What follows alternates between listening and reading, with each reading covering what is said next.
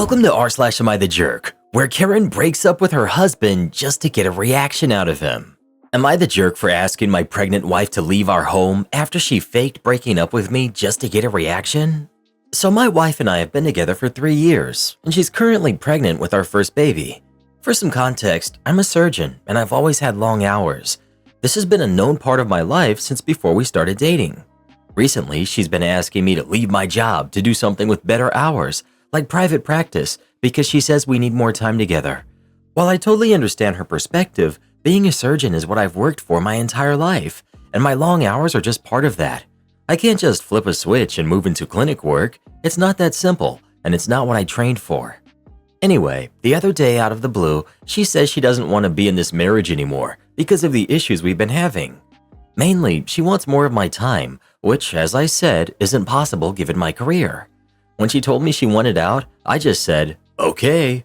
I told her that I appreciate her being honest, and that if she truly feels like she can't be happy with me, I understand. I'm a secure person, and if she's not happy, I'm not going to convince her to stay with me just for the sake of staying together. She seemed surprised by my reaction and asked why I wasn't fighting for our marriage or trying to fix things. I told her that if I did, it would feel like I'm begging her to stay, and that's not what I want. If she's unhappy, she doesn't owe me a reason to leave. The point is that she doesn't want to be with me, and that's enough. This seemed to frustrate her even more. She said something like, "So, you'd rather walk away than work on the reasons why I'm unhappy?" I told her that it's not that. I would have been happy to have a conversation about making things work realistically, but she already decided she wants out, and I firmly told her that I wasn't going to be in a situation with my partner where they expected me to beg or grovel for their love. I respect myself too much for that. She started crying and confessed that this whole thing wasn't real, that she was just testing me. She wanted to see how I would react because she's been feeling neglected with me not being around enough, and she thought that breaking up would force me to address that. By that point, I'd already changed my mind. I told her I can't be with someone who would casually say they want to end our marriage just to get a reaction out of me. If she's willing to throw around the idea of breaking up with me so easily to just make a point, that's a huge red flag for me. I told her I deserve a relationship built on mutual respect and commitment, and this isn't it. Now I've decided to leave. I've asked her to move to her parents' place since the house is mine. She's pregnant, and I know this complicates things, but after what she did, I don't feel like this marriage is salvageable. Not the jerk. I hate this kind of garbage ultimatum behavior. It's childish. I understand why you reacted the way you did. However, I believe what your wife wants is to feel like a priority. I'm not in your marriage, but feeling like a priority doesn't necessarily mean changing your work or your life. When you're with your wife, how do you two interact? Are you present? Do you try to take some of the burden of planning things to do together or making her feel special? Well, who do you think is the jerk? OP or his wife? Please let us know. The old, I want to break up with you. Okay. Why aren't you fighting for our relationship? Been there, done that, wouldn't recommend. Am I the jerk for leaving my husband at the hospital after he refused to be in the delivery room with me? This happened 2 months ago, but it's still causing major friction in my family, so I need some outside opinions. I, 29 female, and my husband, Jake, who's 32, have been together for 6 years, married for 3. We were both ecstatic when we found out we were expecting our first baby. Pregnancy was tough for me though. I had severe morning sickness, gestational diabetes, and was generally miserable. But Jake was supportive and sweet the whole way through, which made it bearable. As we got closer to my due date, we discussed birth plans. I was adamant that I wanted Jake in the delivery room. I needed his support, and he had always agreed. However, a few weeks before my due date, Jake started acting strange. He was distant, distracted, and wouldn't engage in any baby-related discussions. I thought he was just anxious about becoming a dad, so I didn't press him too much. The day I went into labor, Jake drove me to the hospital, but he seemed off. He was quiet and kept checking his phone. When we got there, he pulled the nurse aside and spoke to her privately. She came back and told me Jake wouldn't be in the delivery room because he was uncomfortable with blood and medical procedures. I was stunned. He had never mentioned this before. I begged him to stay, told him I needed him, but he just kept saying, "I can't do this." I was heartbroken and furious, but I didn't have much time to dwell on it as my contractions were getting stronger. Jake said he'd be in the waiting room and kissed me on the forehead before leaving. I was left alone, crying and feeling utterly abandoned. Labor was long and painful. I was alone the entire time except for the medical staff. When our son was finally born, I was exhausted, emotionally and physically. The nurse handed me my son, and all I felt was a deep sadness that Jake wasn't there to share this moment. After I was taken to a recovery room, I asked the nurse to get Jake. She came back and said he had left the hospital hours ago. I couldn't believe it. I called him repeatedly, but he didn't answer. Finally, I sent him a text saying I was done and he could find his own way home. I didn't see him until the next day. He showed up at the hospital with flowers and an apology, saying he had panicked and needed some air. He claimed he had gone home to shower and change and fell asleep, which I didn't buy for a second. I told him I didn't believe him. I was overwhelmed with anger and hurt, and I told him he had let me down in the worst possible way. He kept apologizing, saying he knew he had messed up and he'd do anything to make it right. I didn't want him near me or our son at that moment, so I asked him to leave. He tried to protest, but I told him I needed time to process everything. He left, and I spent the rest of my hospital stay alone with my baby, trying to grapple with the enormity of what had happened. Since then, Jake has been trying to make amends. He's been taking parenting classes, attending therapy, and is constantly trying to be present and supportive. But I can't shake the feeling of betrayal. He abandoned me at one of the most vulnerable moments of my life. Every time I look at him, I remember being alone in that delivery room, terrified and in pain, wondering why the person who promised to be by my side wasn't there. My family split. Some think I'm being too hard on Jake, that he made a mistake and is clearly remorseful. They say he's a good father and partner otherwise, and I should focus on moving forward for the sake of our kid. Others think that what he did was unforgivable and I should leave him. They believe I'll never truly trust him again, and that's no foundation for a marriage. I'm torn. I do still love him, and I know he loves me and our son, but part of me wonders if I'll ever get over this. Was it just a moment of weakness on his part, or a sign of something deeper that I can't overlook? So, am I the bad guy for leaving him at the hospital and now considering leaving him for good? The thing is, where did he disappear to? He totally left the hospital. I don't know if I'd be able to trust him, and what if a serious issue arises in the future? Hopefully not, but will he abandon you and then just apologize again? Not the jerk. This would be a step too far for me. He had 9 months to prepare for this. If he genuinely has this issue with blood and medical procedures, there was time for counseling or therapy. Even if the fear couldn't be overcome, you would have had time to organize a backup plan for a support person. As it was, he did this in the worst possible way, by not only leaving the room, but leaving the entire hospital and going into hiding. Personally, in your opinion, I wouldn't have him back at all. Not just because he wasn't at the birth, but because of the way it happened, which left you abandoned with nobody at the most vulnerable moment of your life. There could have been an emergency, and he wouldn't have been there for either of you. Not the jerk. I would never be able to get past this, ever. He's shown you that when push comes to shove, he thinks only of himself, not you and not your baby. The 3-cut minimum. I've always hated mowing the lawn. At the same time, I don't want to be that neighbor, so I do my best to stay on top of it. However, while I started out strong this summer, a lot of medical issues left me in a state where mowing became more than I could handle. Add in a few other excuses for the few remaining times I could mow, and my lawn was making me look like exactly the neighbor I didn't want to be. I decided to pay someone to mow it for a change and then take over once it was back under control. My first mistake was with the company I contacted. They advertised a one-time cut, but when I called to schedule, they notified me of a 3-cut minimum. I should have backed out then, but I didn't. The first mower showed up and canceled, claiming my lawn was 100% over the 2 to 3 inches. They then listed that they had charged me a 500% markup for excessive height. The photos they took were of the few higher points in the lawn, all in the front yard, with a tape measure where you couldn't even read the numbers. I was annoyed to say the least, and I originally tried to cancel them. However, they hit me with the contract stipulation, so I told them I'd mow it myself and just use their service to finish out the season. I only mowed the front lawn, and even then not the whole lawn. Miraculously, 2 weeks later, the mower that showed up did the whole yard and somehow didn't see the back lawn, which I left untouched, as a problem. The next mowing day came and went, but no one showed up. I reported it and canceled through the app. Despite that, someone came the following day. I was annoyed and just wanted out, so I tried canceling again through the app, and it looked like my service was successfully canceled. I even saved screenshots. Then today I get a message saying my mower is on the way. Here's the thing, We've had a drought for the last month. It's the end of the season, and my lawn hasn't grown even half an inch in the past 2 weeks. I'm beyond furious at this point. When the guy shows up, I talk to him. He's a great guy and just a contractor for this booking company, which I had suspected. He tells me he gets these complaints all the time and offers to send a message to the company. I felt bad for wasting his time, but there wasn't much I could do. An hour later, I get a message saying I'm rescheduled for tomorrow. At this point, I'm done. I call the company, and after speaking with one agent, I'm transferred to the escalation team.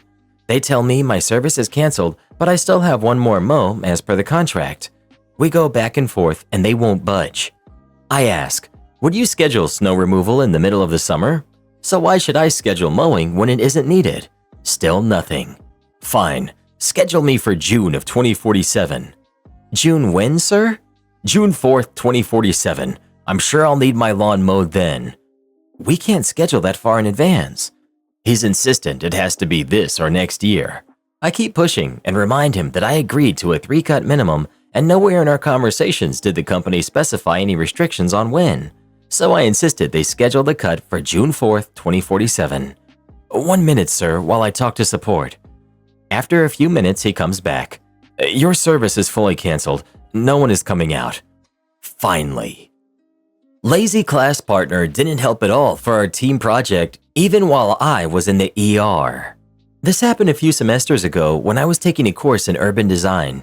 Everyone was grouped in threes, but one of my group members wanted to join another group with their friend, so I ended up with just one other person. I'm not sure why the professor thought this was okay, but I wasn't too worried because I was fairly confident in my ability to do the work.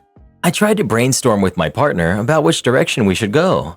My idea was focused on residential housing as it would address a huge demand here in New York City. However, my partner seemed content on making the project about industrial buildings, so I focused there. We brainstormed different ideas, but I got the impression that he just wanted me to take the lead since he mostly agreed while not giving much input. Weeks went by, and I constantly updated my partner on my progress via WhatsApp while rarely getting any updates or feedback from him. It annoyed me a bit, but I was still confident in my work, which I believed was enough to get us through the next checkpoint during our next presentation. At some point during the semester, I got a really terrible kidney stone. It wasn't from junk food or a poor diet. In fact, it was from eating too many black beans and chickpeas. I had asked ChatGPT to come up with a healthy dinner plan, and it gave me a list of foods, which I used to create a meal plan that met my macro needs. I did feel much better with my new diet, but it eventually led me to having the worst kidney stone of my life, which put me in the ER. I was on all kinds of pain meds and had to stay there for several nights. But it didn't end there. The stone was so big that it got stuck. I needed surgery to have a stent put in. It still gives me nightmares. I had to wait several more weeks and then have another surgery to remove the stent. Throughout this whole time, I managed to put in some work on my project.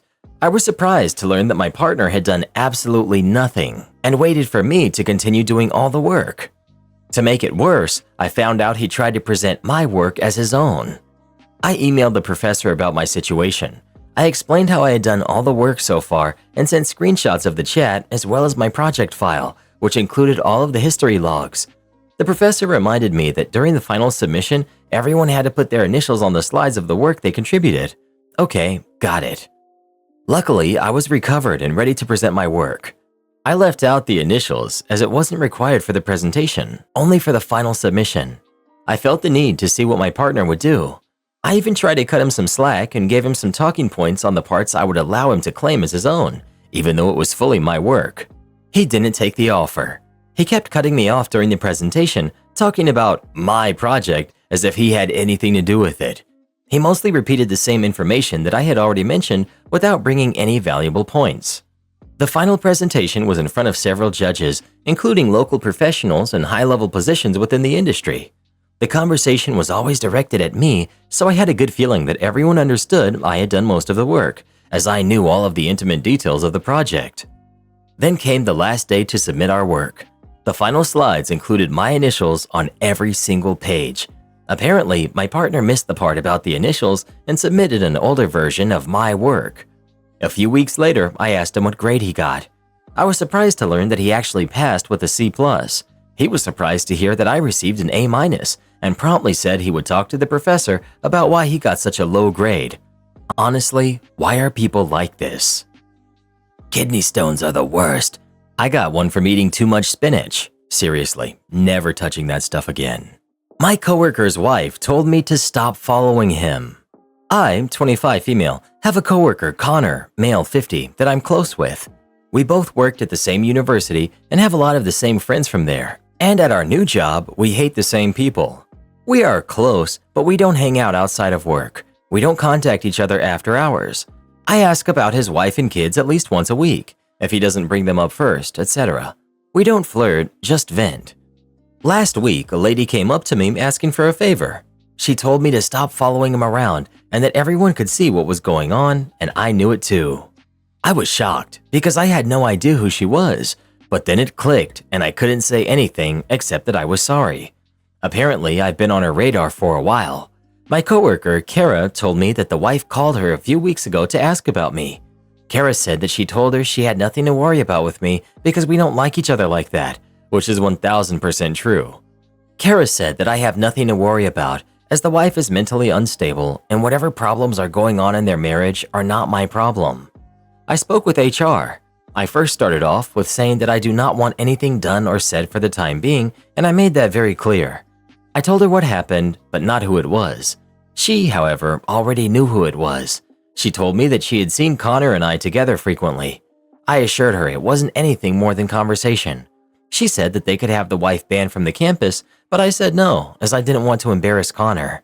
I haven't talked with Connor since then. He's hanging around my area of work, but I've been avoiding him like the plague because I don't know what to do. Kara says he is really embarrassed about the whole thing and that I should just act like nothing happened. But in my mind, something did happen, and it was kind of big. What should I do when I see him tomorrow? Update. I had no idea about the unexpected drama that was about to be unfolded. Before his wife confronted me, my coworker and his wife were invited to dinner with one of the higher-ups. Out of the blue, the wife pulled out a speech from her purse accusing my coworker and me of having an affair and read it out loud. HR had caught wind and asked him about it after seeing us together at an event, which was normal for us. When my coworker got angry over the accusation, HR assumed it must be true and started asking everyone in the office for their opinions on the situation. My friend told me my coworker called her to say his wife wanted to talk about me. My friend told me my coworker called her to say his wife wanted to talk about me, and she reassured her that I wasn't a threat. But when his wife saw me talking to him, she freaked out and confronted me. My friend said my coworker didn't want me to worry, but their silence put me in a tough and vulnerable spot. I made it clear to HR that while my coworker and I get along, there's nothing romantic. He's twice my age and focused on supporting his family. Since then, I've just been following his lead. One minute, he acts like nothing happened, the next, he avoids me completely. People around are talking, and now we need to decide where we go from here. But it's been almost 3 weeks since the wife confronted me, and the drama behind it all has been going on for a while now. I don't know what to do. Edit. From my perspective, there has never been any attraction or feelings between us. In our office of about 30 to 40 people, it's common to ask about each other's families. I've met his kids, who come in twice a week, and he often shares updates about their lives. Asking about his wife is simply a way to acknowledge her presence. We've never spoken negatively about her, and I actually admired how obsessed he is over her. We have a shared connection through our time at the university. He worked there before I started, and I now do contract work there on the weekends. If he's not your friend outside of work and it's just a misunderstanding, then let your coworker know and handle it, and stay away from him completely. OP. I wish it were that easy. We still have to work closely. He knows what happened, and my friend said he's really embarrassed by it. He also told her that he tried to warn me a couple of weeks ago. He told me that someone made a comment then I was hanging around his guys too much. But his guys are in their 80s, and I talk to them maybe once a week. I'm so frustrated by how passive OP is being here. Those types of accusations can ruin her career and reputation outside of the university depending on her field, regardless of if they're true or not. She needs to file a complaint with HR, distance herself from this coworker, and clearly communicate with her coworkers regarding the situation. I cannot believe she's just passively taking his lead here. Am I the jerk for refusing to pay a neighborhood kid for cutting my lawn when I didn't ask him to? I'm 29 male, recently bought my first house. I'm settling in and I like the neighborhood, and a few neighbors even came by to say hello. Among them was a woman who was 43 and her 13-year-old son. Not long after, I was on the couch one afternoon and saw the son outside mowing my front lawn. I was confused since I hadn't asked him to, and he had never offered. I went out and politely asked him why he was doing it. He said he did it for lots of neighbors and quickly added that they give him $5 for it. I found it really weird, so I thanked him for the partial work he had done before explaining that since I hadn't asked or wanted him to do it, I wasn't going to pay him. He said okay and quietly left. I figured that might be the end of it. Just a kid trying to make some money, resolved with no harm done, end of story. But the next day, his mom showed up on my doorstep and angrily asked why I hadn't paid her son. I repeated what I had told him, but she wouldn't accept it. She kept saying it was a kind gesture and that he does it for all of the other neighbors. She also mentioned that $5 isn't a lot of money and I could have just given it to him. I tried to explain that an agreement like that needs to be set up ahead of time.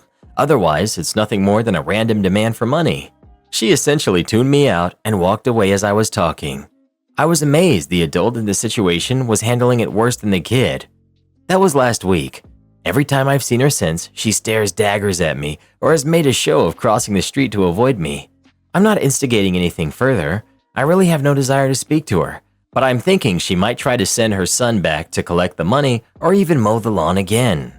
I vented about this to family and friends, and while most seem to agree with me, some say I should have been grateful and paid him, and just told him that from now on not to mow the lawn.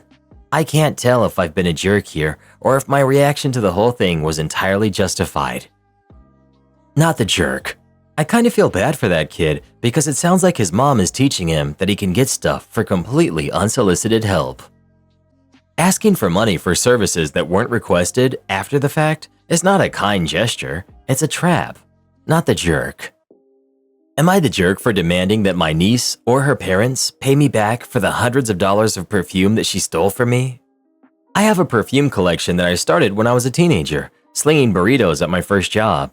I have over 400 bottles at this point. I take great pride in my collection and I use it.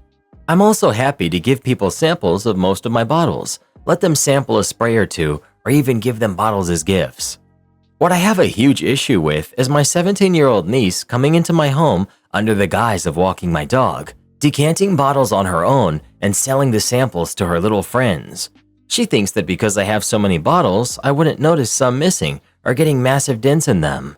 Well, Little Miss Entrepreneur failed to realize that her private Instagram wasn't friends only or whatever, and I saw each and every story with the prices and samples she had.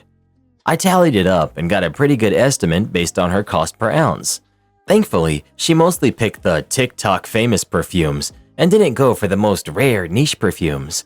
She did, however, snag an entire 2.5-ounce bottle of one that runs $300 at most retailers, as well as full bottles of perfume that you can get at stores at the mall. Petty or not, I printed out the entire list of what she had taken with the price estimate and handed it off to my sister, her mom. I said that I expect to be paid back in full, and of course, her sneaky little self is never allowed in my home again. My sister got super upset with me, going on about how my niece is just a kid and that kids make mistakes, etc. I said yes, kids do make mistakes, and this is a great way for my niece to learn from hers. Their argument is that now the money my niece was going to use for a car has to go toward paying me back. I don't care. She's lucky that I have no interest in involving the police, small claims, or any of that. But am I the bad guy because she's a teenager? Not the jerk. I don't see how her not having a car is your problem. The money she has for the car is made from selling perfume she stole from you. She's lucky the consequences are not more serious. I guess she won't have a car until she figures out legitimate ways to earn money that don't involve stealing. My Karen wife is demanding I sell the business that I love. My wife, who's 35, and I, 42 male, have been together for 14 years. This year, after 9 years of university and residency, she is officially an MD, anesthesiology, which is why it took 9 years. I'm incredibly proud of her. Now, I'm a tuna fisherman and charter owner. I own 2 boats and licenses through my company. I bought the first license at 21, the second at 25. Both are now paid off. I make a very good living. I charge $2,000 for a day of tuna fishing per person, up to 5 clients per day from July 15th to November 15th, and I'm booked at least a year in advance. But the money, while obviously important, isn't the draw for me. This is truly my passion. It's the only job I've ever known, and I can't imagine my life without it. I left this year the first week of July, as I always do. But this year, my wife has started insisting that I start to think about selling the licenses and the boats because she feels it's time to start a family, and that since she's a doctor, I should sell them to stay home, raise our kids, and be home all year. I told her in no uncertain terms that I love her.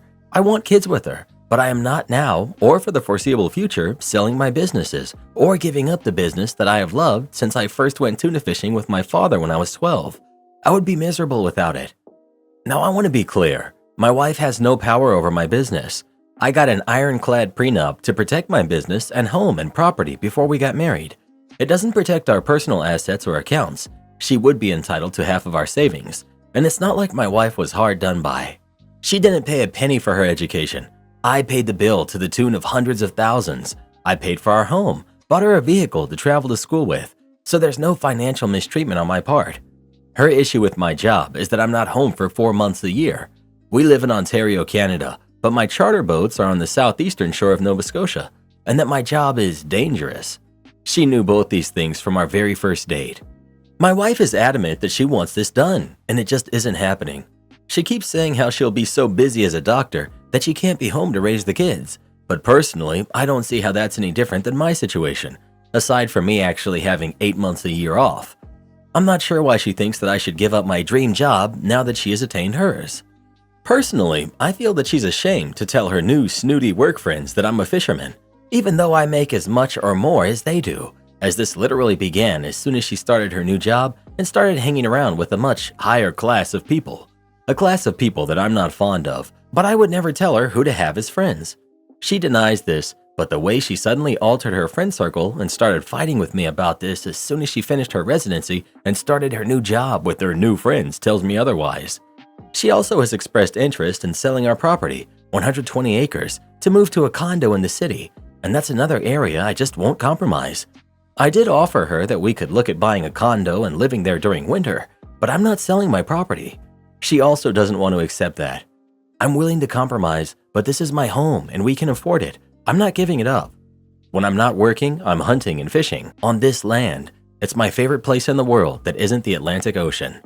I have no intention of retiring for at least another 25 years, and when I do, I plan to give the licenses and gear to my son from a previous relationship, and the reason I built this business to begin with. I never wanted my son to see me as a failure. He's 20 and is a mate on my second boat. My wife seems to think I'm a jerk because I want to be gone from her 4 months a year, and because with my investment portfolio and business worth multiple $1 million, I absolutely could retire and live well. I think she's the jerk because she seems to think that I should be miserable in order to make her happy. I'm honestly not sure my marriage can survive this because there's absolutely no chance that I'm selling my business or retiring. But am I wrong here? Am I the jerk? I literally spent a decade making her life as easy as I possibly could. I'm in no way saying med school is easy, but she finished with no debt or responsibilities outside of the home. Few med students can say that. I also feel there's been a big change in the way she looks at me and my profession ever since she became a doctor. The profession that paid for her to get to where she is today. I am who I am, a country boy who had a dream to make a living doing something he loved. I feel like she feels that having a fisherman husband is embarrassing now that she's a doctor. There's 3 things I want to be clear about before people go there. 1. Nobody is cheating or suspects the other is cheating. 2. Never has there been any expectation that I would retire young. I never suggested it, and she never brought it up until these past few months. And 3. We can afford whatever help we would need to help with our future kids for the months I'm gone. But she doesn't want her kids to be raised by nannies. So Reddit, am I the jerk? If my marriage falls apart, is this my fault? Because this is weighing extremely heavy on me right now, but I don't feel I'm in the wrong in any way. Edit. So I wrote my wife a long email. No, this is not how we generally communicate, but she's on call and staying at the hospital. She called me back, quite upset, especially since I told her I felt she was ashamed of having a fisherman for a husband. After she stopped crying, she told me that this was absurd and definitely not the problem, and that while she hates me being gone for 4 months, that's not even why she's so upset. She can get through that part. She's worried about the danger associated with my job. My wife is risk-averse. I've known that forever. I am quite the opposite. My dad raced dirt track. My mom skydived and wingsuited regularly, and I grew up on the water with multiple uncles who were lobster fishermen, snow crab fishermen, miners, and lumberjacks. My mom had 17 brothers and sisters, and yes, that's all one marriage. My grandmother birthed them all. I went back east every summer to fish. I love it. But she's not wrong that with that comes the danger that someday I just won't be gone for 4 months. I'll be gone for good. I have the best of gear. Our boats carry rescue capsules, and us captains look out for each other, but accidents do happen. I've seen tiny communities devastated, losing 5 young men to the sea. I've done search and rescue and pulled bodies from the water. She said she's always been scared, but it's gotten worse these last couple of years. And apparently, her mom has been in her ear about it a lot. I love her mom, but she can definitely habitually press my wife on our future plans for family, probably causing her more stress than is fair. We're going to seek therapy as a couple, and for her personally, because she says she definitely doesn't want a divorce, and that she's never been ashamed of what I do and realizes what I've done for her. That's why she shot down the nanny suggestion, not because she was against it, but because she was irrationally trying to get me to bend to her out of fear. I also want her to get help with dealing with her mom from whatever therapist she chooses. She does want a place in the city, and I definitely understand that. She didn't seem to believe we could afford both. Downtown Toronto is expensive, and it's true she doesn't know my finances. Don't get me wrong, she realizes in rough estimates how much money the business makes, but my job also has major expenses. I assured her that between the two of us, we can afford a second home. I'll still have my hunting property and sanctuary, and she gets to be closer to the hospital and much better multicultural experience, which I know she enjoys. We're going to look at renting a place for a while, because the Canadian housing market is on the verge of collapse with interest rates as they are now. It's worth renting for a year or two to see if prices drop. I was clear with her that I don't plan to stop fishing for many years yet, but that when my son is ready, I will let him take up some of the work captaining my boat so that I'm at least home for a week here and there, at least until second boat captain retires at the end of 2025 and I give that boat to my son full-time. But we can figure that out later. Do this next. Tap here on your screen to come see our new podcast playlist, where you'll find thousands of hours of the best stories you've ever heard. Or tap the one on the right. That episode is specifically just for you, based on other videos you've enjoyed the most.